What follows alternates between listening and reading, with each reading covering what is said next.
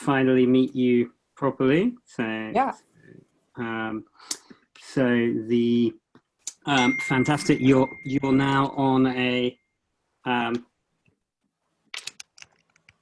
you're now on our 5-year finance webinar. So welcome to that. And in it, we're looking at where the world is heading 5 years from now. So sort of the basic sort of thinking is that when the COVID-19 crisis hit, I guess, I was thinking about sort of clearly this is going to change a lot of things drastically, and obviously your sort of reputation as a great futurist sort of thinker on how we're interacting with technology and that kind of thing made me think you'd be an ideal guest. But anyway, welcome Thank here. you. And yeah, so in terms of sort of who you are and what you've done, Amber, sort of how would you describe yourself? Sure. I guess I'm the type of person that grew up kind of like people are living right now. So I grew up almost entirely in quarantine. I mean, I went to school, but my parents were broadcast engineers and they put TV on the air. So they actually didn't want to watch TV when they came home.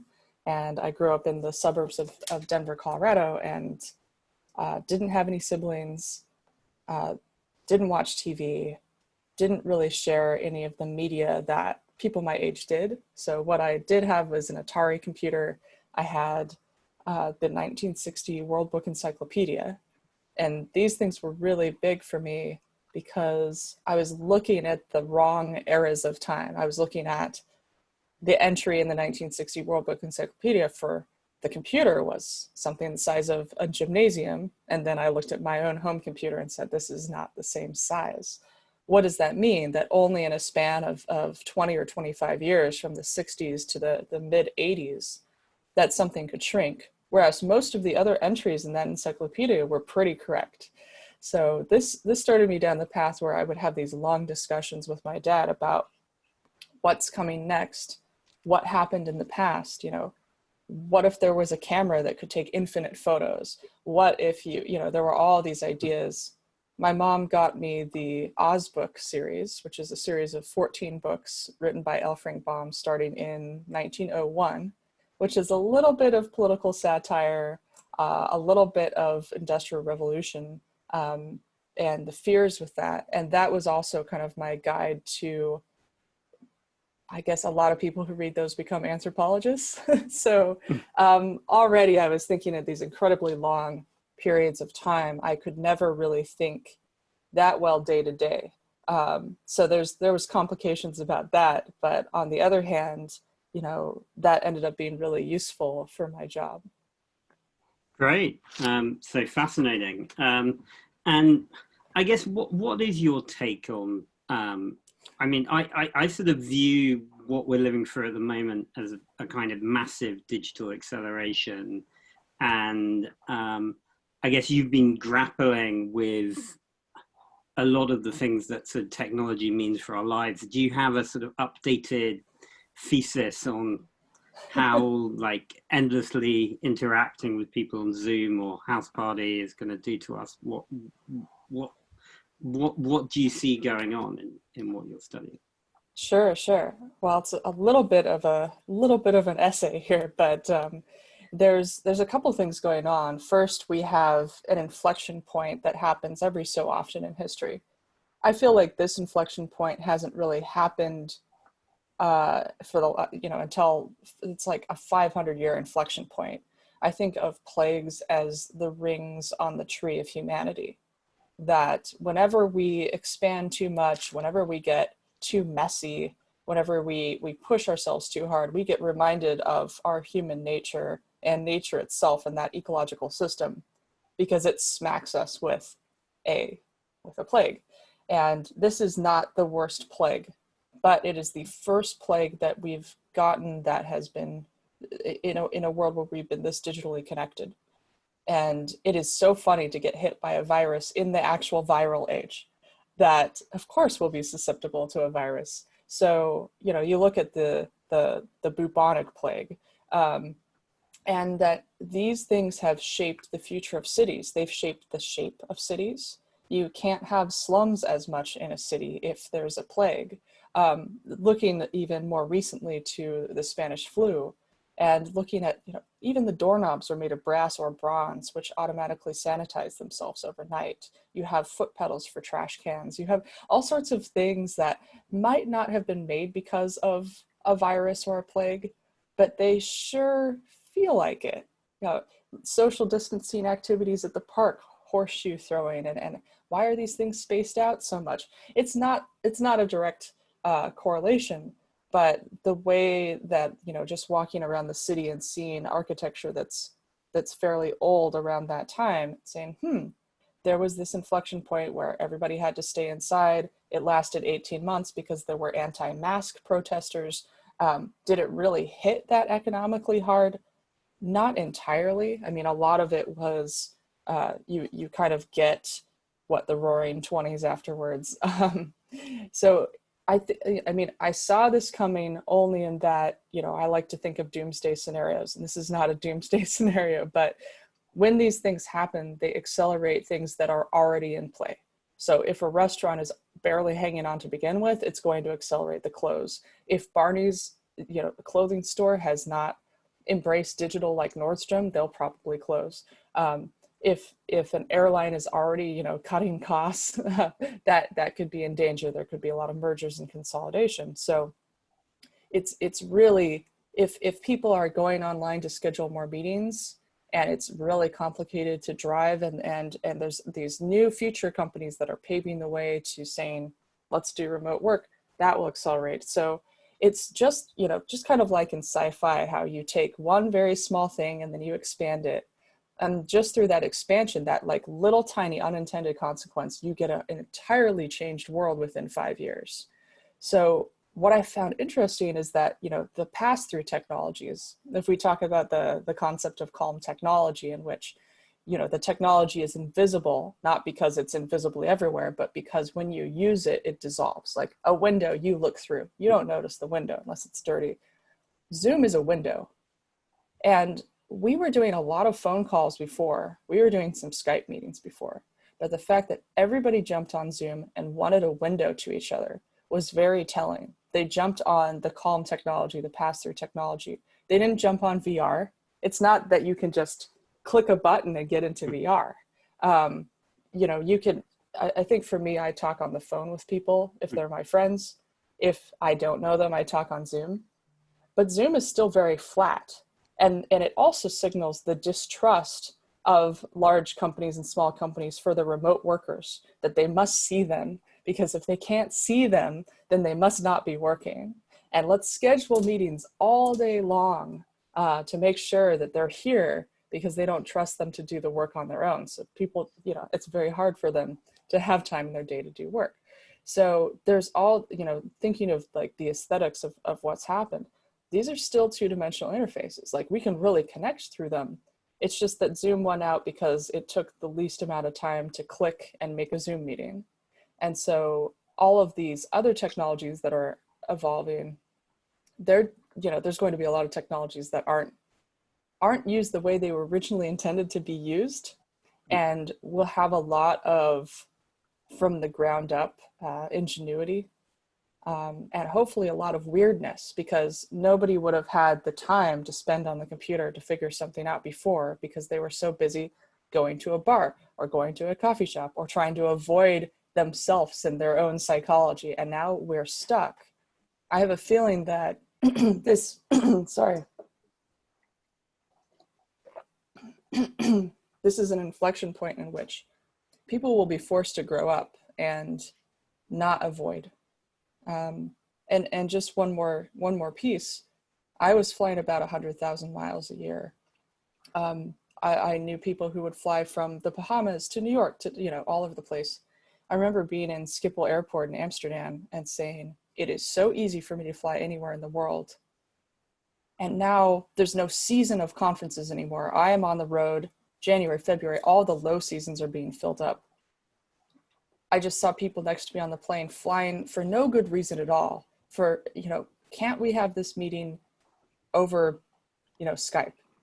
No, you have to come out. We'll pay you X amount. There's so much money. I went to CES. I remember being panicked, not going down a specific hallway saying there's something weird that I could inhale there that could, which of course, that's one of the places where the virus came in. I just felt this responsibility to not explore that place too much. There was this terror that I had that there was too many people, and there's too many people in the air, and people were pushing their teams and their people so hard. I said, we love to pretend that we're robots, that we don't need a break. But if we do this, we will snap back and we will have to have a break. And I just imagined that it was so easy to travel around the world. I usually would wear a mask and everything because I've gone to so many Asian countries, it's just the norm. But I just imagined a future in which everybody would be wearing masks through the airport because that's the hygienic way to do it. And that it would be a lot harder to travel in the future. And I thought, wow, I'm nearing the end. I felt like everybody knew it, that we were all packing in as much as we could and being as frenetic as possible because we knew somehow that we wouldn't be able to. And it was a really interesting time. We need the break. It's going to cause all sorts of weird things to happen, but I look forward to how technology evolves and how all these other pieces evolve because we really needed this as a species. Mm-hmm. And that is interesting at the beginning of that semi-essay, as you said, you talked about how certain technologies like communications, Zoom, were just there because they, I guess they most easily fulfilled the job to be done, if you think about it, in terms of, but at the same time, do you think there are sort of, what sort of non-obvious things are you getting excited by, sort of on the, perhaps not, that's not taking off right away, but just sort of percolating out? So we're basically a monitoring tool of all sorts of different technologies that are being invested in, how their traction is at an early stage. Is there any particular sort of things that where you're seeing huge adoption now that's surprising or interesting to you? I mean, really, it's more, there's nothing really unexpected here. It's if you take a map and you map every single sector and you say, let's just take like the United States centric mode for a minute because I'm from here, but you say, oh, people in the United States hated the idea of bidets. But there was an emerging upper middle class to middle class group who has passports and has been to other countries and experienced what a bidet is. So you just map that out and you say, well, now there's more adoption of that. And that will eventually increase as people get sick of standing in line for toilet paper. So you have that segment. You have the segment of the delivery pickup at the grocery store, any of the digital payment models. You have all of these things that some people were adopting before, people on the cutting edge, and that adoption has simply been accelerated. Right now, we don't, what we will see in the next 5 years is a slight acceleration of the bioengineering landscape, where, my father died of cancer a couple of years ago, and my uncle is a particle physicist who worked on a lot of the particle accelerator machines that can treat cancer and worked on a lot of X-ray technology. Now applies that to an X-ray that can see the inside of a mobile phone, so you don't have to take it apart, you can do diagnostics. But he was sitting there saying, this is barbaric. In less than 10 years, we'll be able to synthesize our own drug treatment for, rare diseases like Burkitt's lymphoma.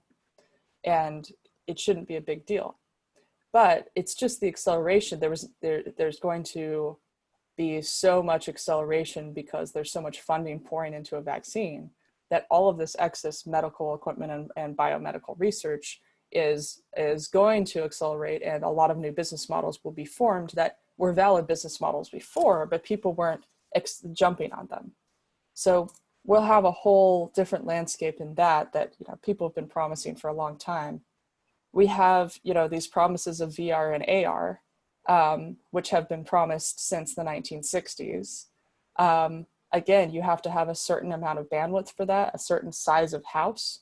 I think that would have been adopted more, the peak of that could have been Second Life, where you had a bunch of people in the suburbs with space and a good network connection because there weren't a lot of people on the web. And we have to realize that this is virtual reality right now. A text message is a virtual reality. A museum that projects something onto the side of the building is augmented reality. Podcasts are augmented reality when you walk down the street with them. And a lot of where VR fails is that it imagines for you so much that you can't bring your imagination to it. I want to be able to be a giraffe in VR or build my own environment. I don't want to pretend to be a human in the environment in a world that looks like a human world. That's very skeuomorphic to say that we're going to experience this world in the same way that we experience it in the real world. Even a book, you can be a cat in a book. You can be a Beverly Cleary story about a cat that's jealous of a family, right? It's that we already have all these things with writing. What is the unique value proposition that those can bring in? Zoom has won. It's almost like saying Kleenex. You just say, and your Zoom calls. It's in advertisements everywhere. So I guess looking at a wheel of every single industry, things that were in trouble will be more in trouble. Things that weren't and were on the rise are. But there's nothing like super intense going on. It's just these levers are being pushed a little bit more in one direction or a little bit more in the other direction, and that has the big consequences as it expands. Yeah, no, really interesting. I was actually pretty fascinated to see the Magic Leap actually managed to raise quite a big funding round, because they in some ways they became a slight, I guess, laughing stock of venture capital, but then they've just been raised $300 million again. So it was a very sort of, and what that seems to tell me is sort of people are just going, look, this is going to work eventually. People are going to adopt VR and AR, and the technology there's enough people willing to bet and believe that people are going to adopt this in different ways. That is the fallacy of VR and AR, unfortunately. Yeah. In the 90s and in the 2000s, there are a bunch of different books. I went and studied, the history of VR and AR. My grandpa worked a bit on it at University of Utah. And Ivan Sutherland lives in Portland, hangs out in the basement of PSU. So, I've gone and actually asked these people. I've been to the cave in Banff, Canada, which is, the box of VR. And you look at it, I've talked to holographers in military. It's just the ways in which it's been practical have always been projected interfaces. Museums have projected interfaces. And every so often, a magic leap comes about. There was one 20, 30 years ago that raised almost the same equivalent amount of money. The demos look identical to Magic Leap. So when Magic Leap came out, I kind of made fun of it. I said, this isn't going to work. You have all of the signals of a failure with Magic Leap. You have a star-studded team, just like a Michael Bay film that thinks it's so great because it has so many celebrities in it. You overproduce, you overpromise, you spend too much money. It's just like, and also the name Magic, like don't trust a company with the name Magic, because you had General Magic before, right? And General Magic produced what later became, through Tony Fadell, who was one of the workers there, the iPhone. But they were so excited about all these things, and they made this thing, kind of like a Xerox PARC type landscape. Magic Leap didn't have enough people playing. They had a determination in the beginning of what it could be and what it should be. They didn't say, what's unique to this interface? What could we do? What can't we do? They didn't play. And they can't compete with, if another company comes up and actually gets to the promise of VR and AR, it's going to be playful, it's going to be hilarious. And guess what? It's Snapchat and it's Instagram. They are the top players in AR. Because what do we do with those? We play. What can you do as a 14-year-old? Make a "what kind of chicken are you" simulator that goes above your head. You can have augmented reality makeup. Weiwei in China is using it to improve how people look over their video calls. I mean, it's already there, but we don't think about it because it's there, you know, in the same way that we don't have an appliance convention where we talk about, you know, fridges. You know, we ignore, you know, what's pushing the limits in AR, because the number one thing, all you have to do is say, where are people going from Magic Leap? Yeah. Oh, they're all getting hired away by Snapchat. Well, there you go. There's your answer. That's where the industry is going. And which renamed itself Snap as well, right? So, right. Just like the Facebook renamed themselves Facebook. You know, once you shorten your name, you're really there, right? So I guess, yeah, I just go entirely on signals and patterns. But I think one of the problems is we don't have a lot of documentation of net art. We don't have a lot of documentation of a lot of these historic things. They're not connected to a timeline of the history of computing because they're considered outdated and boring. Very rarely do people really go to the Computer History Museum when they're starting a startup. When I did my startup Geoloqi, which was a low-powered GPS startup, you know, my co-founder and I, we went to the Computer History Museum. And I talked with somebody. I said, "Hey, what's this box?" He said, "Oh, I was the very first GPS engineer in the world. I had to figure out this unit. Here's the first GPS satellite." We learned about the history of GPS. I mean, it's just so, it's so crucial that people are connected to this long timeline. And in many other sectors, you are. Law, you're connected to the original history of law, and you have to learn it. Science fiction, you have to read the original science fiction to continue the story. With mathematics, absolutely you're connected to 5,000 years ago of history at least. And why in tech are we not connected to any of the history and we think that we're doing something original? Because what we really are doing most of the time is doing the exact same thing again and again and again. And because of what's going on right now, you know, where you're watching on Facebook, you're watching on Zoom, we think that that's how it should be. And I think there's a crazy word to bring up, which I love. It's called cosmotechnics. Cosmotechnics is the idea that every single culture has their own technology. So, you know, Japan, it's very easy to say Japan has their own technology. They modernized from sliding doors and tatami mats to automated sliding doors and tatami mats. Their philosophy was always human nature harmony. And then human technology harmony. That's Wacom, you know, like harmonious communication, all of these large companies that we see around the world. And so they had their own phones, they loved Yahoo, but something happened, because I've been going over there a lot, where they started to just adopt Palo Alto, California technology. And then you have China, who is making their own versions of all this Palo Alto technology, except for WeChat. And WeChat was this incredible piece of technology because it was, let's assume that the bandwidth is terrible because everybody's online. Let's make something that works within limited bandwidth. And that's an innovation. If we say bandwidth is limited, attention is limited, battery life is limited, and we make technologies within that realm, like those are the ones to watch for. There was also a portfolio that a design firm did about 10, 15 years ago. They said, we will invest 10K into companies with good design only. We don't care what they do. Do they have good design? And it's not just they look nice. It's, do they understand the depth of design like an Eames would with an Eames chair? They invested, I think their portfolio over 10 years made 250K. It was an incredible return.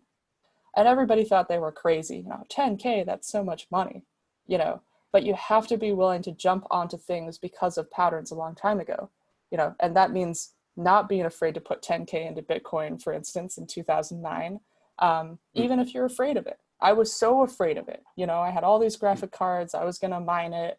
I was going to get a cold wallet. And my biggest concern in 2009 for Bitcoin was that the exchanges would be hacked because everybody was saying it's secure. And if everybody says it's secure, it's not. You know, so it's always the opposite. So, you know, I did a startup instead. And it's always about these, like, how long of time period can you understand? Where are the things that have been done before?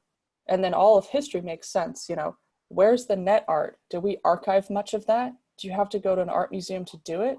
Well, when you're playing net art out in a museum, you've got to have Ataris and Windows 3.1 and all of these different computers to show the net art.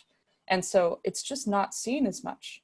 But I think we'll go into an era in which we have a lot of weird net art as people break out of the template itself of what they think is the norm, Facebook, all these things.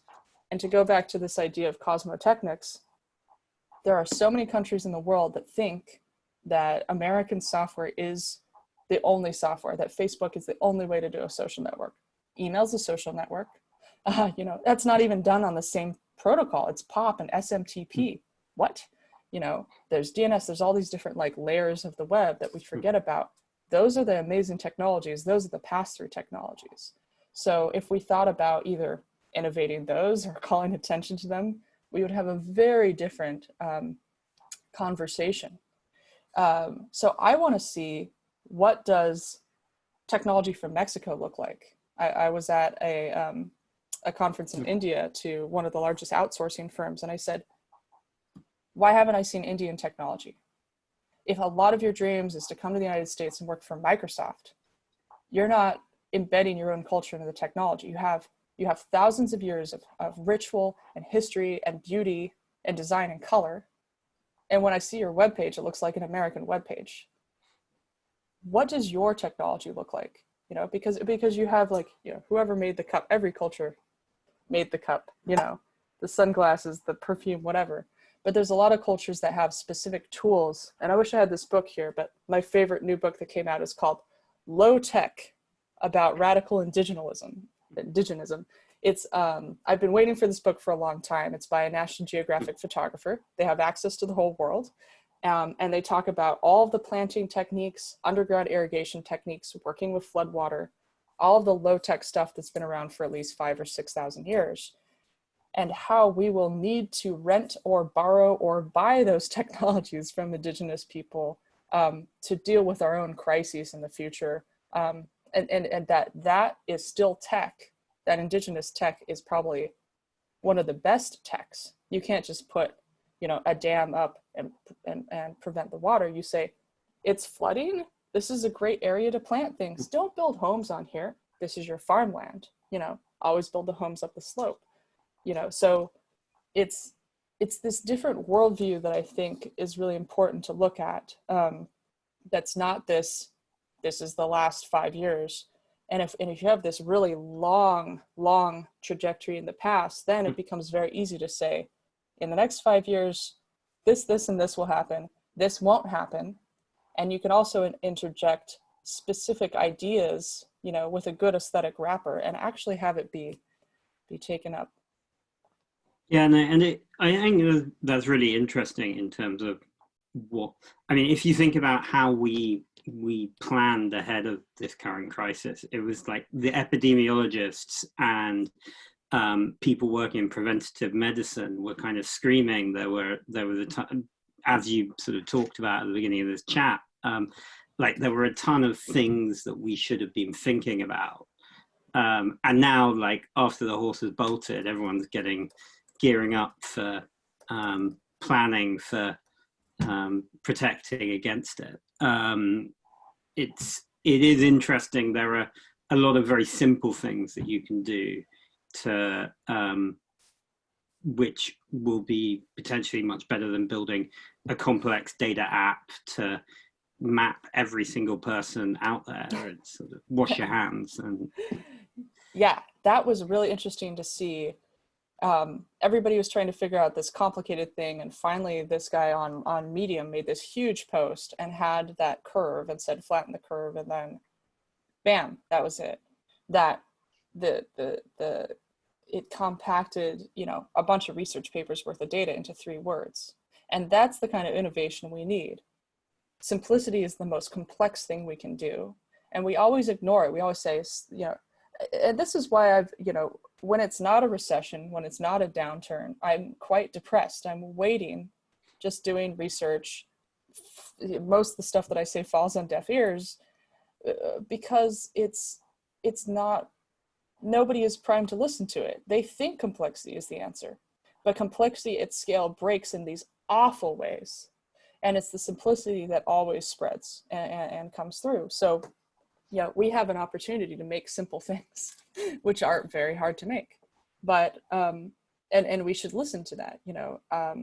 It's hard, but if we think about chairs and tables and couches and doorknobs and car radios and all these different things that are in our lives that we've been trained to use, like writing, which we think it's simple because we can write in it, but we forget that we installed the software through growing up in school, that there's 8 to 12 years of software that you have to install every single day of your life to be able to write and think that language is simple. And that we don't have the patience for that with tech, or that, why can't I edit Zoom? Why can't I build my own social network? Why don't I have my personal data file that I bring to the doctor, that they update and give back to me, that I take home with? Why is it so skewed? Because when I first started messing with software, when I was 14, like my first job was making websites for the mayor of Denver in the .com boom. And then I learned about PHP and forums. Forums were a big deal. We could all run our own forums, or some people could. But the idea was that if you did and somebody was having bad behavior, you just block their IP address. Or you put them into a fake forum in which there's a bunch of fake content and they think that they're actually there, and they're, they have to make a new account. That's a great game. Right? So it's this problem where, wait, why do I have a one-size-fits-all social network? Why am I buying my identity from a third party? This is stupid. There's a various efforts like the indie web where I'm one of the founders of this movement, which you post it on your own website and you relearn how to code your own identity, but it's not fun to do. It's not fun to program on the web anymore. It's not interesting. So I've been following sites like NeoCities, which is a new version of GeoCities. But where's LiveJournal? Where's Neopets? That's those interfaces are what brought a new generation of web developers, because they were about play. And if you're only using the web for boring stuff, and if it's fun, it has to be consumptive, then you're not building and you're not getting the opportunity to grow. In a different world, everybody would know how to code, and coding would be much more beautiful than it is. It would be much less frustrating. I mean, that's why the Ruby programming language did so well. Yeah, it's very interesting, actually. My eldest kid, he's loved playing around with like the MIT Scratch and the code.org stuff, and he came to me the other day. Like, I've got this new coding game, I can't remember what it's called, but you basically teaches kids to code in 3D. So there's definitely, I think the next generation is definitely going to, I don't know, I can't quite envisage what the coding in 3D is, but it sounds pretty cool. I want to see people be as ridiculous as they were in the 60s and 70s in the music scene with code. I want to see what code looks like I want to see what the indigenous web looks like. I mean, I go on the Nigerian internet a lot. It is super fun. It's really low tech. It's a little Craigslist looking because, of course, it's low bandwidth, and there are just awesome articles all over the place. But it's really important to just remember that right now is not how the world will always be. We think Facebook is the biggest thing, but the reason why we're on Facebook is it gives us all this stuff for free. Like, you can watch a webinar on Facebook. You can do an event for free on Facebook. Facebook Marketplace does not take any commissions. And so, they're losing money on that just to make sure that you're in Facebook, because they'll click on 20 or 30 things and get an ad revenue. And the reason why I log onto Facebook is that everybody's there. It's the Colosseum, it's the Roman Colosseum, it's the siren signal. It's so much Greek mythology about like not being able to turn away and being turned to stone. I feel like I turn to stone when I'm on Facebook. I just freeze and I'm scrolling. I mean, all of these connections to original human universals and truths are just playing out through new interfaces, but nothing has changed about technology and nothing has changed about humanity. These things just don't change. And so that's kind of hard to swallow because, we think of technology as changing, but we're still playing out our human universals of wanting to connect through it. It's just that the resolution at which we connect, and the way that you can connect on Facebook is there are very few ways that you can connect. There's 5 or 10 posts that you could actually do, which is life update about something nice that happened to you, or the fact that you had a kid, which incites jealousy in most people, and except for your friends. Then you've got the other post, which is, I need help. Tell me about a taco place, or help me with a moving company. Then you've got the other post, which is something deeply personal because it's 3 p.m. and I didn't take a nap. And instead of taking a nap, I logged into Facebook and bared my soul, so much personal detail. It's usually about this long, Then you've got the other one, which is I'm sharing an article about something terrible that happened that I can't do anything about. It's totally out of my control. I'm just so upset. And then everybody gets upset on your Facebook and they fight with each other. And all of the people in your network decide that they don't like each other. And there's a lot of blocks that happen. And then sometimes there's a piece of, oh my gosh, wow news, which is like a pink dolphin. Wow. There are that's the general thing. Very rarely does somebody share something really original, like a poem. I just went through and I was like, let's just categorize all the different types of Facebook posts. And if you're on a network like that, compare that to a forum where you can have something very deep over time, or compare that to a wiki where, yes, you have wiki flame wars, but over time you're building knowledge together in a very Taoist sense. One of the people who translated the Tao into English, an early person, actually worked with Ward Cunningham on the first wiki. So you think it's like, wiki has Chinese philosophy in it. So I really try to like go all the way back and say like, well, what's WordPress? WordPress is incredibly powerful because it's actually a platform you can interact as an editor, as a contributor, as a theme builder, as a plugin builder, as a programmer, as a server admin, as a spam admin, as a writer, as a visualizer, as a design, or just as a reader and a commenter and a troll and a spam injector. So you've got, every way to participate. Whereas Facebook, you're a template itself. You can only participate in these 5 ways. And it makes it really hard for me to be on Facebook because I'm going on there and I say, what am I posting on Facebook? Can I actually post something that's not one of these 5 things? And if so, are people even primed to understand that? Will they even be able to stop and pause? And I try as I might, I have not been able to publish anything on Facebook that doesn't fit within that five-fold category. So I use it less and less. It's but I do watch live streams on it because they know the webinars are awesome. All these amazing VCs that I'd never get the time of day from, I can suddenly watch them from their living rooms talking about the next 5-10 years in biotech. Awesome. So they know how to evolve, I think. Yeah, no, definitely. And yes, it's interesting, right? How that's playing out.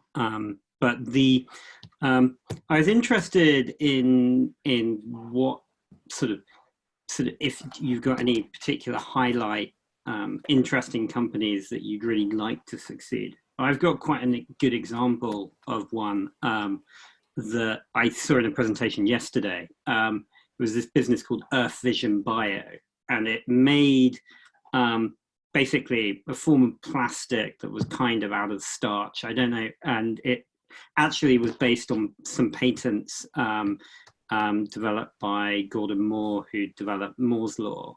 And it was a pretty extraordinary, and basically all the plastic just biodegrades. And he's looking to the entrepreneur who's now running with the patents developed by Moore is kind of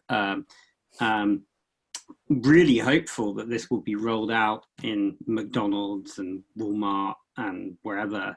And it will just be this biodegradable plastic that hopefully ends a lot of the major issues that we're facing. But do you have any of those sort of still slightly out there but very impactful businesses / technologies that, if they work, could really change and improve things that you're excited about? Yeah, I wish I had a whiteboard because I would just give a landscape map and just here's everything. or like behind me, you know. Instead, you can have this James Turrell. But yeah, 100%. So everything on the edge, right? So if we say fake meat and plastic, everything that people have protested about. So you can go through Facebook and all of the things that people get upset about in that one category where they're like, this is hopeless and useless. All the indigenous technologies, all of the biology, programmatic biology, food, supply chains, bandwidth, every single company that, and the thing is, you know, like Brad Feld, the investor, always invests in like the top 3 or 4, or just like invest, you know, and somehow they, you know, they let him, and then he usually wins. Because one of them's going to come up. But, you know, usually in a market, there's what, 14, 15, 20 companies. Like, you know, when Google entered the scene, there's how many search engines? And so it's real messy. So whenever you see like, here's a really messy market, like, of course, you can see it with like pot tech companies, right? But we didn't know going into pot tech that it was going to be about CBD.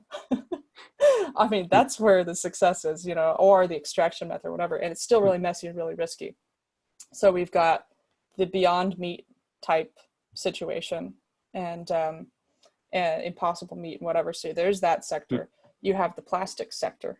You have the plastic for textile sector. You have the ocean cleanup sector. You have the enzyme dissolve plastic sector. You have the mushroom technology sector. You're looking more at ecosystem type technologies that are taking a piece of the ecosystem and reducing its footprint. There's going to be so, you know, if we do have, you know, right now the government is trying to prevent deflation and trying to prevent the Great Depression and injecting all this money in, which we'll have to pay for in interest later. But there's also so many things you can do, or like plant the Hudson Bay with a bunch of oysters. Who's going to manage that? You know, how many people are going to be environmental workers? Because at some point it's way cheaper to work with the environment than against it.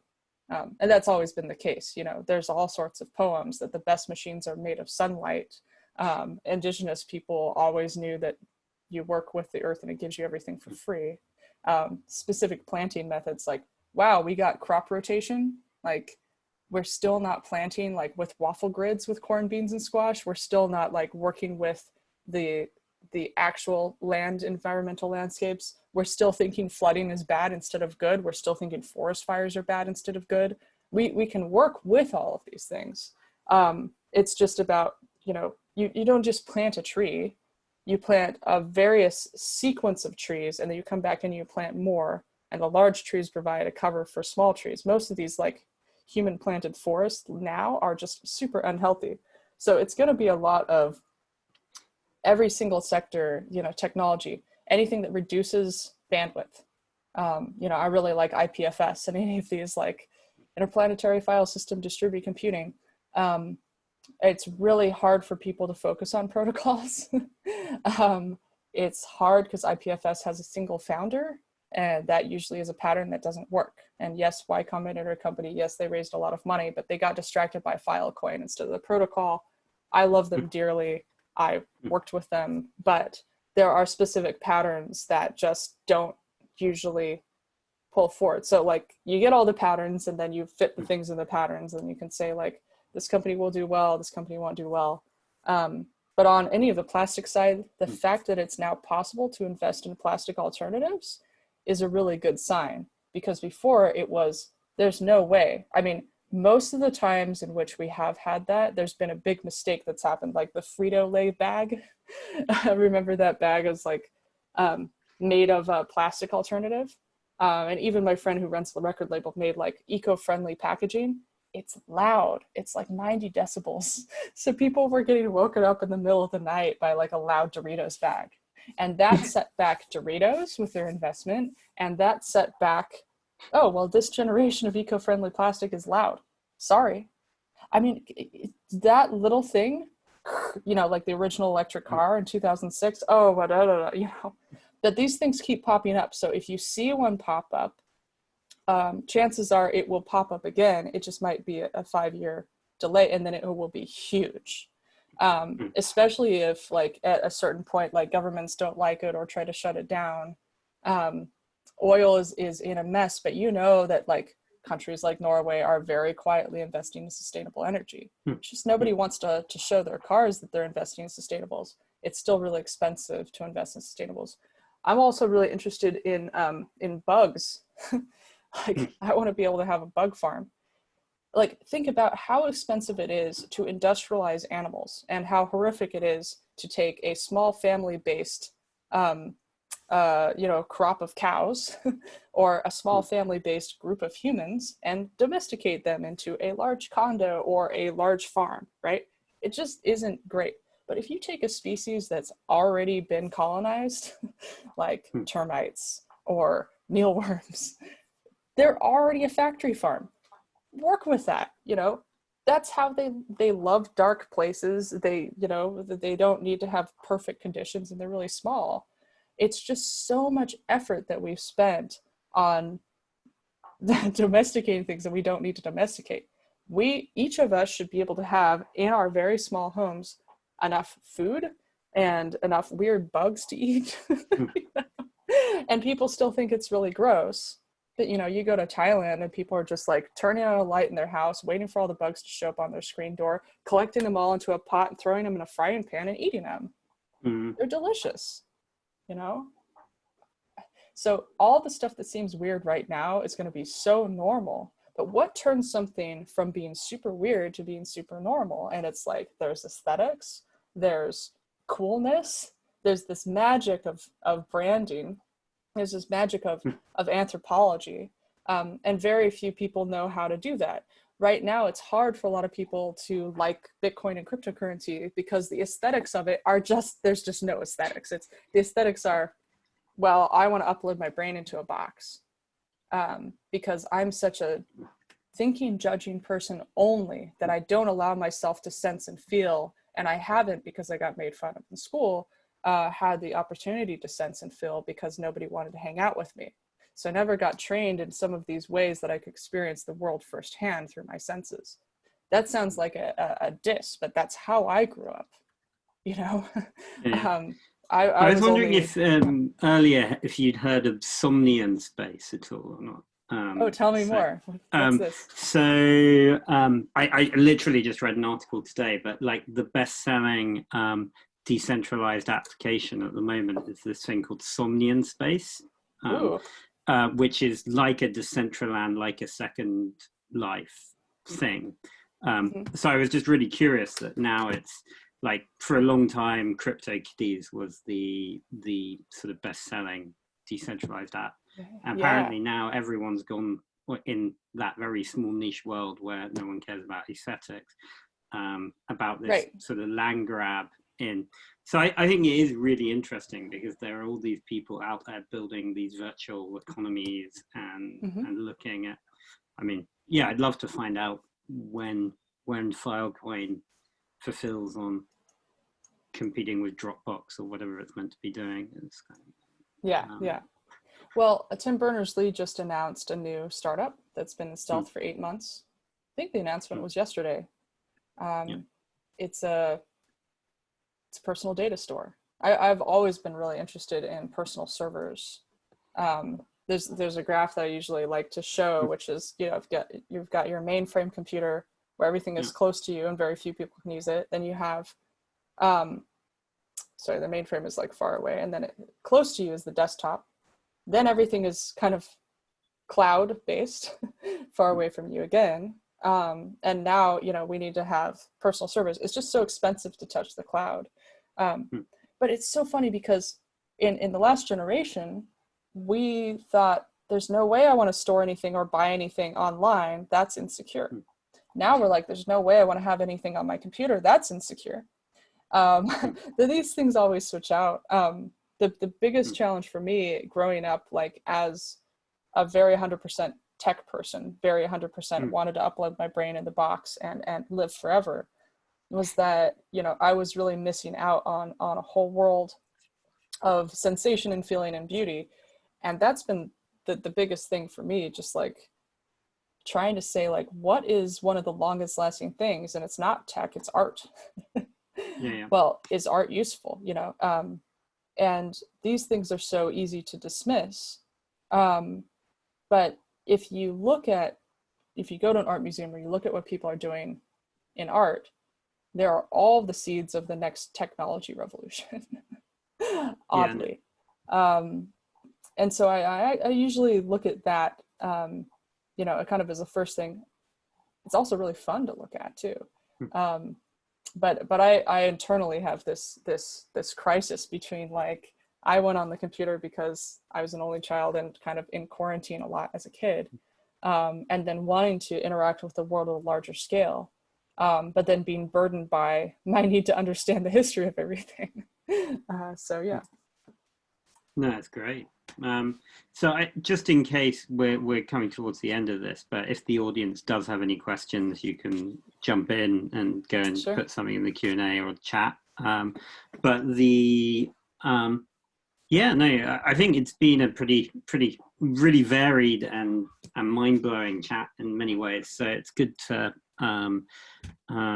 talk about a lot of these issues and how they join up. I like your emphasis on simplicity and almost sort of glorying in the wheel and whatever, like the real tech that took us here. And I guess it's exciting that Tim Berners-Lee, for example, I think the data problem and how we secure our data and what happens to it will be one of the big issues today as well. I think the issues you raised about Facebook as a way of communication as a closed system as well. I mean, there's a good argument to be had that the US has its current political situation because of Facebook. The UK, arguably as well, is heading towards Brexit, partly because of Facebook. And it's kind of a strange world that we're living in that way. Yeah. If you want to talk to somebody very interesting who also lives in Portland, there's a person named Sheldon Renan. He ghostwrote Sheldon. He ghostwrote the speech for Gordon Moore that became Moore's Law. The nice thing about quarantine is everybody is a click away.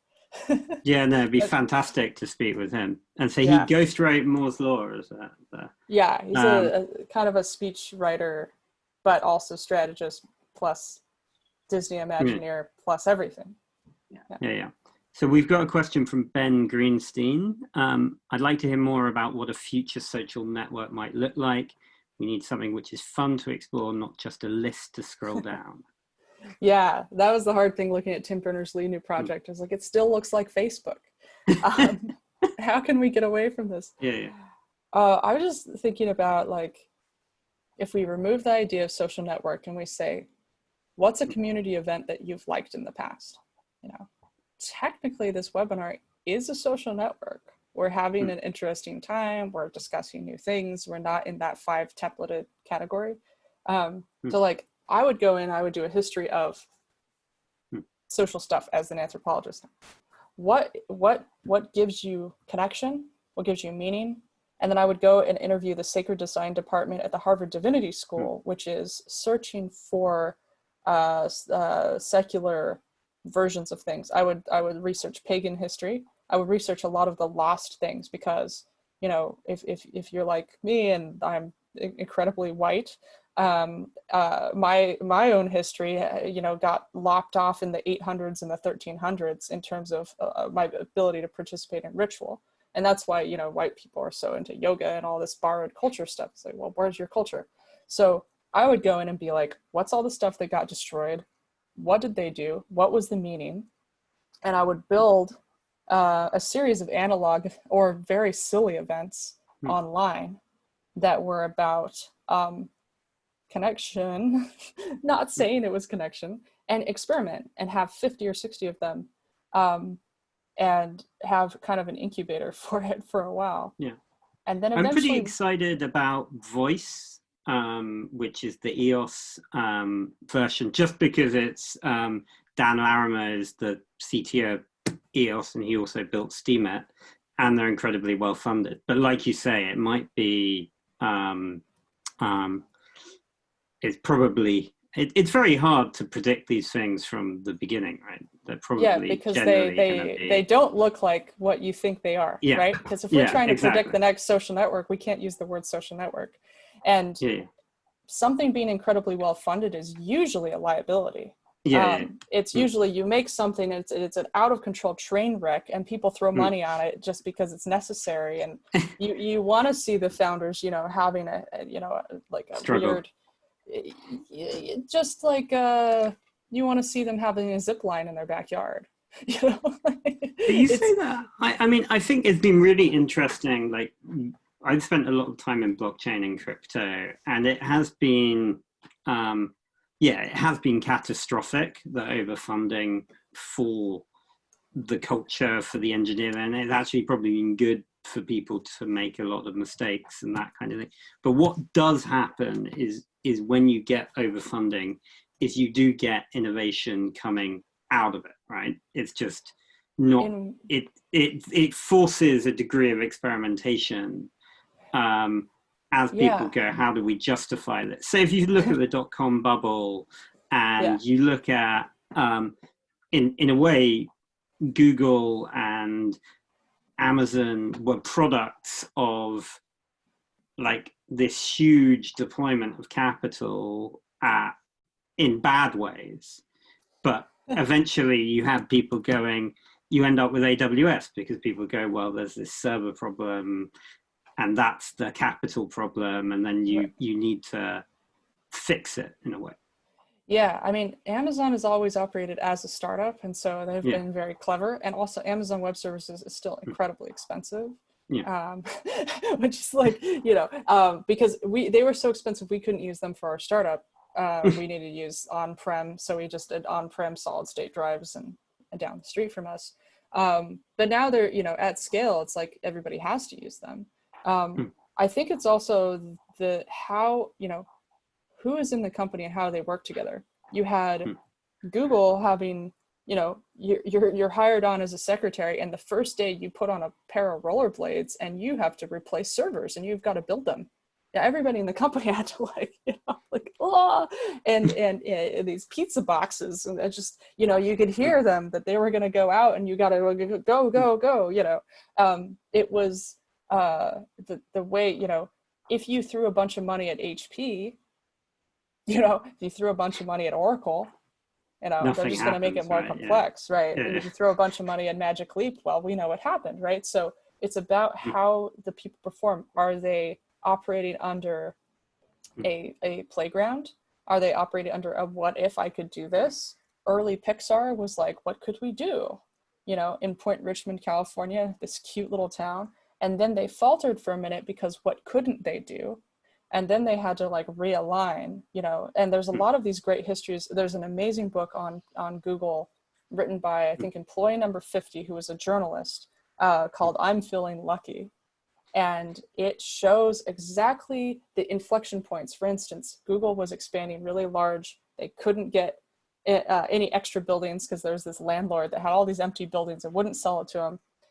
.com crash happened. They bought all the buildings, and that's where their campus came from. So there were all these very well timed. Geico versus Google. They represented themselves in court against a very conservative place and said, no, Geico doesn't have a case for this AdWords thing. So on the legal history, they were innovative. And no matter how much funding you put into that, you could have raised $2 billion to outspend Geico in court with the best lawyers and still failed.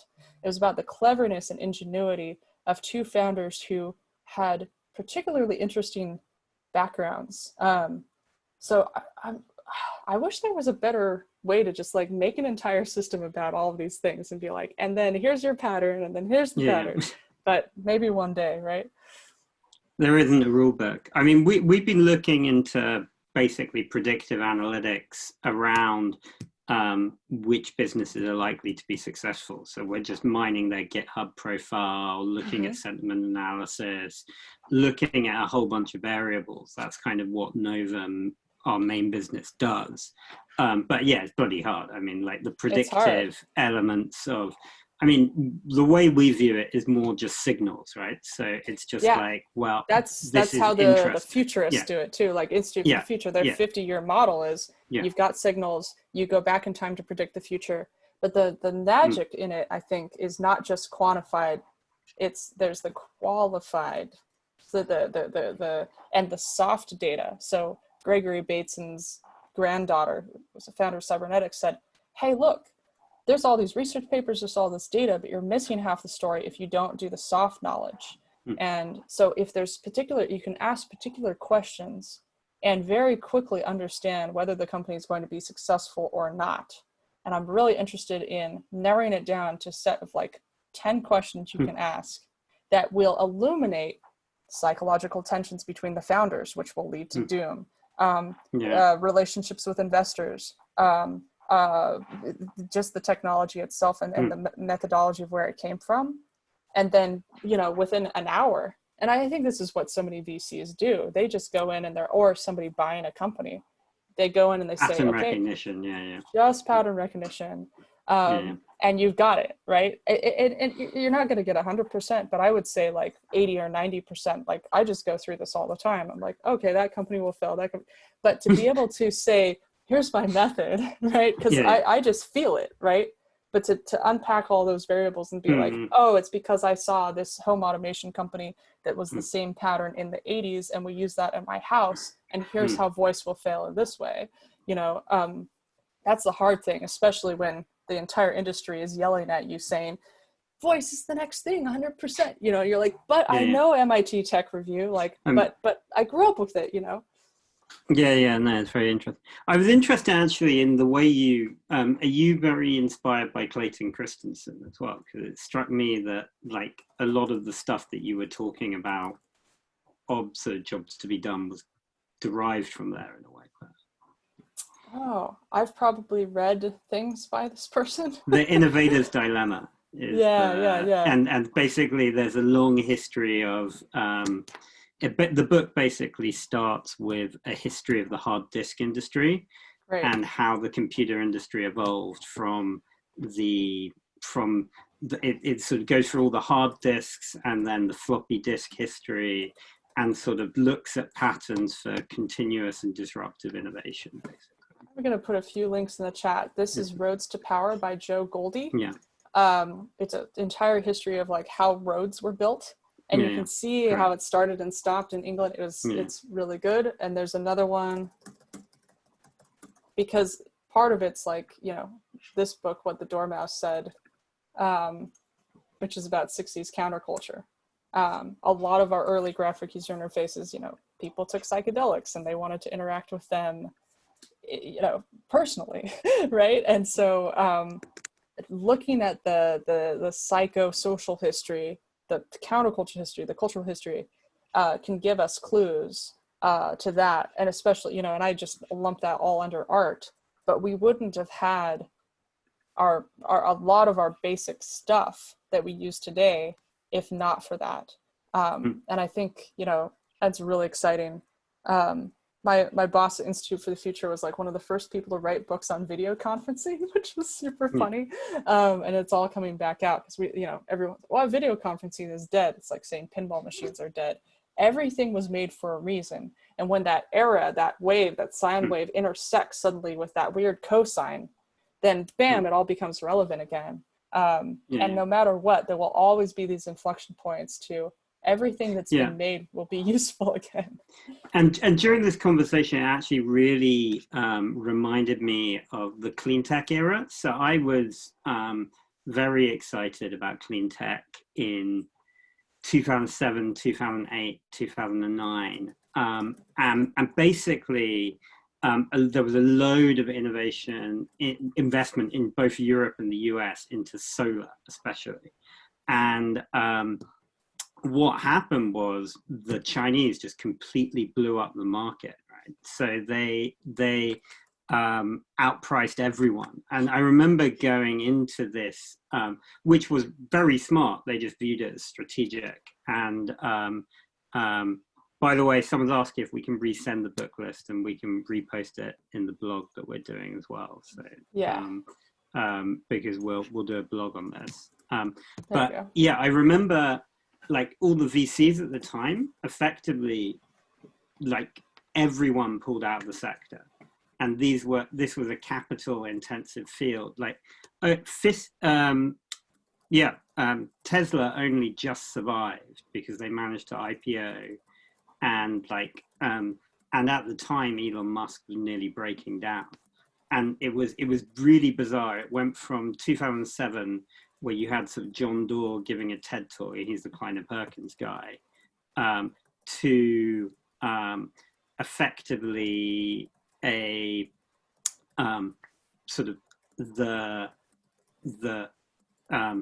just no company in the sector at all could get funded, which was extraordinary.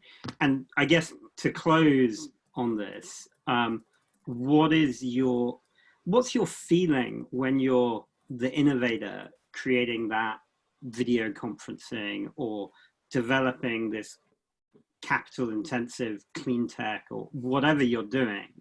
How do you persevere with that amid a drought? And we're kind of experiencing it in the moment across every sector, right? But drought is the best time to innovate.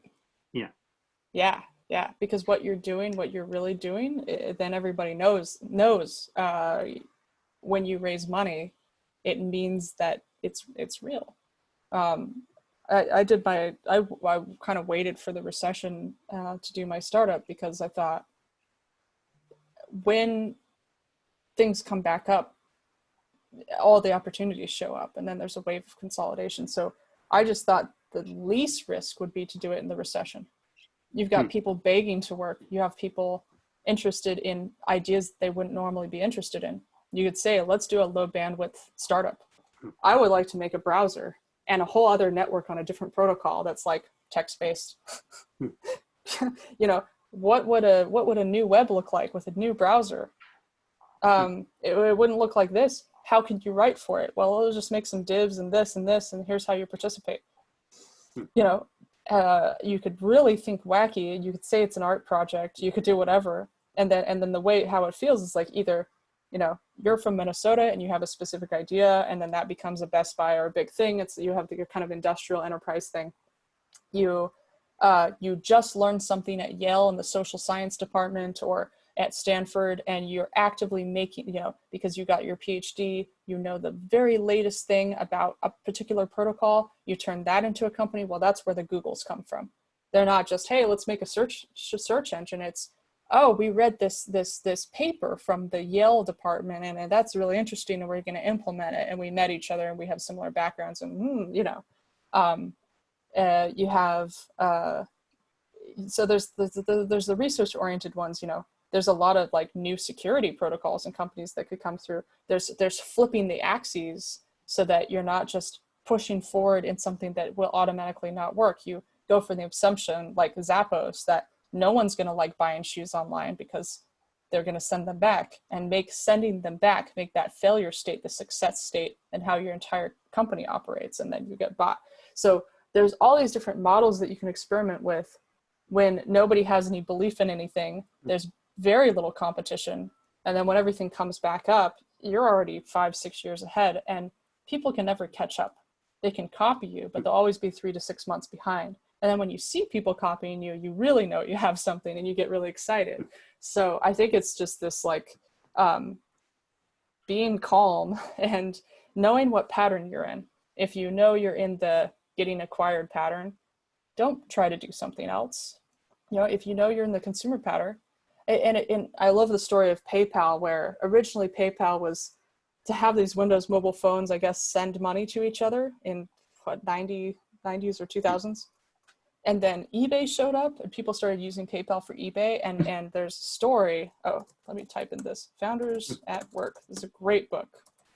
Stories of startups, early days. This is an incredible book. It tells the story of all of these things you didn't expect. Oh, that's awesome. Yes, so good. It's by Jessica Livingston, who's the wife of Paul Graham. So she has access to every founder. Awesome. Yeah. So this is an important story because they were just going to be like, no, they were going to block. I think they were going to block PayPal from eBay, and they were going to miss out. Because at that point, eBay was, what the hell? You're going to sell junk online? Oh, you know, here are these people from possibly a different social class that were like looking down on the masses, you know. Don't you get it? Well, in hindsight, we would all say, absolutely, eBay is a huge thing. But can you imagine saying the same thing about Craigslist in the beginning? Absolutely not. And so that's always the thing. If you aren't playful, you don't keep your mind open, and you don't let your innovation fall all over the place and see where it fits in, you miss out on these gargantuan opportunities. And you have to kind of have a larger sense of time. And then, you know, what I like to do is almost like engineer a probability space. You say, I want to increase the probability of this happening. I see this potential path, and it's very ecosystem based. So I'm going to water this path for a little while, and I want to increase the probability space to 80 or 90%. How do you do that? You know, and there's methods. But, you know, the problem for me is always like finding enough puzzles to work on. So. Yeah, a fantastic talk anyway, Amber. I really enjoyed the chat, and I think there's a lot to follow up on, and the added bonus is there's a good reading list for everyone who's attended. So fantastic. Thank you very much. Thanks, Amber. Hey, thanks. This was super fun. Talk to you soon. Cheers. Bye. Bye.